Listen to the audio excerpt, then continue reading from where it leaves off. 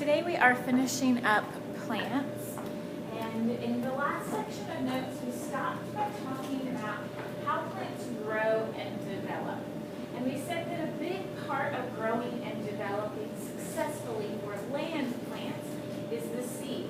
Now, not all plants have seeds. Mosses and ferns don't have seeds. And so we did talk about the four structures of a plant and why they are advantages for reproduction. And so now we want to look at how does this seed actually come to be? What creates this seed? And so plants always reproduce sexually. They can use asexual to grow or to make extra copies of themselves, but they are all capable of sexual reproduction.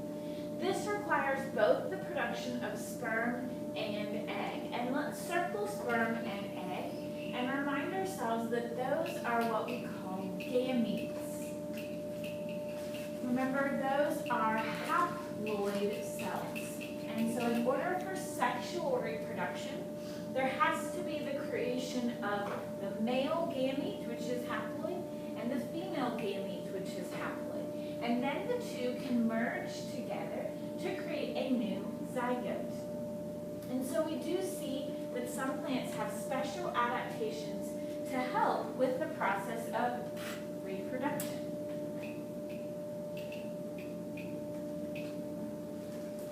There's one group of plants called gymnosperms. They make eggs in a cone structure.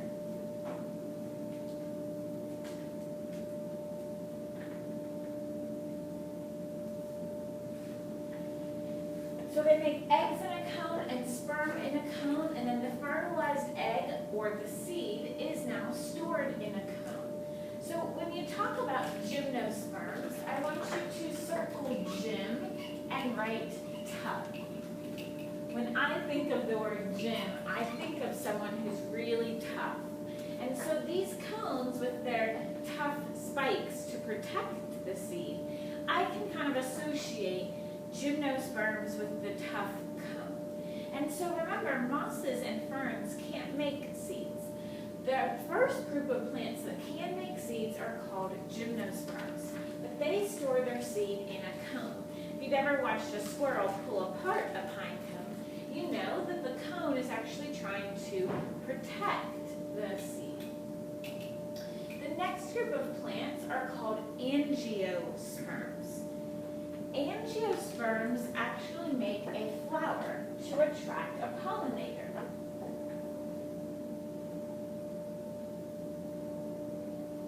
The flowering plant depends on the pollinator to help spread the pollen or fertilize the egg.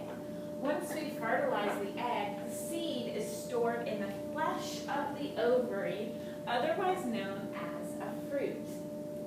And so when you look at flowers, like these, we can actually look deep into the middle of the flower to find all the different parts of the flower.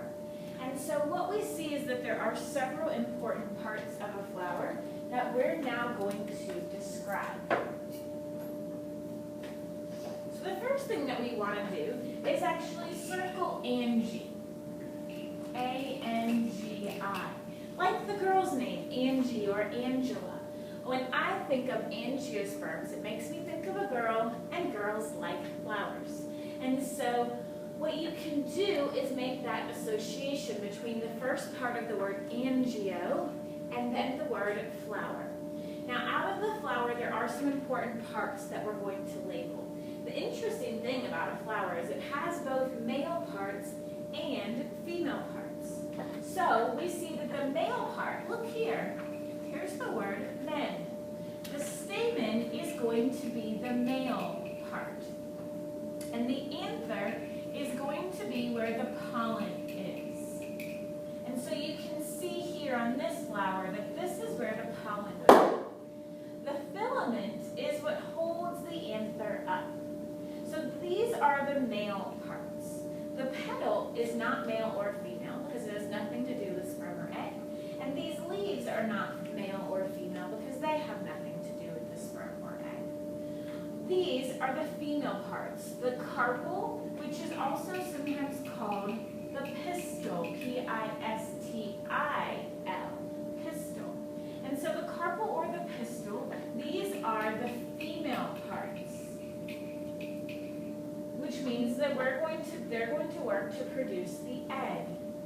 I always remember that the stigma, style, and ovary are female because there is a stigma to being a female. Did you know that the average woman is paid less than the average man? That's a stigma for being female. So stigma for females. We all know that most females have more or / better style than males. And of course you associate the word ovary with females. And so you do want to be able to identify the parts of the flower and which ones are male and which ones are female. The other interesting thing is that you can look at a flower and tell whether it needs a pollinator, whether it can self-pollinate. In this example, the female part is taller, which means that the pollen needs help getting up onto the stigma up here at the top. And so this flower will require a pollinator. In some flowers, the male part is taller, and the pollen can just fall down onto the female parts. And so you do need to know what a flower is, that it's the reproductive structures of an angiosperm, and you do need to know that it contains both female and male parts. Now the second part of this is that once the egg is fertilized, the ovary will actually swell with sugar and water and create a fruit. And that fruit helps spread seeds. Animals help disperse the seeds. So every time you eat a fruit, you are helping a plant, in theory, reproduce. Now this was, of course, before we had toilets, because now if you eat seeds, they don't go into the ground, they go into the toilet. But if you eat an apple and you throw the core not into the trash, but out to decompose, then that apple core, as it's decomposing, the seeds will actually be able to grow. And so plants actually benefit from animals eating the fruit because it helps spread the seeds. So that was reproduction. And then the very last part of these notes is about respiration. We saved this for last because it's really important to remember that even though plants perform all of these different functions, they do share some things in common with all other organisms, such as cellular respiration. All living organisms perform cellular respiration. Remember, respiration is there to produce energy. Every time a plant does something, even like building a flower, building that flower requires energy. And so the plant needs energy in the form of ATP. So even though the plant will produce food during photosynthesis, let's write that in. Photosynthesis produces food. It still needs to break the food down to get ATP. Photosynthesis does not directly give us any ATP. Photosynthesis creates organic molecules. Remember, organic means CHO, like C6H12O6. So photosynthesis produces organic molecules, but respiration is what breaks those organic molecules down. So it is really interesting that plants do both photosynthesis and respiration.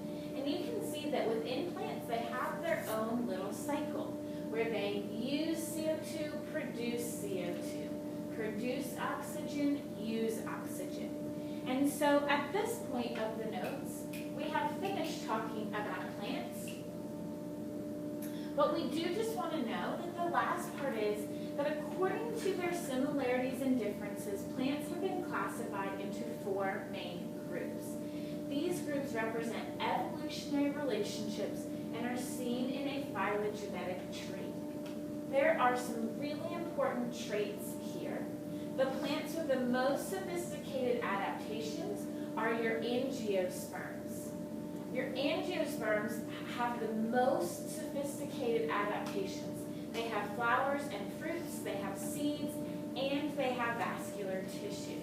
When we look at things like mosses and ferns, they have different traits. They're all still plants because they're multicellular, eukaryotic, produce their own food, and have cell walls. That makes them all plants. But they do have these different traits that make them different from each other. And so that is the end of this section. And so you do want to make sure that you do your summary box and that you make sure that you start to work on your apps as well.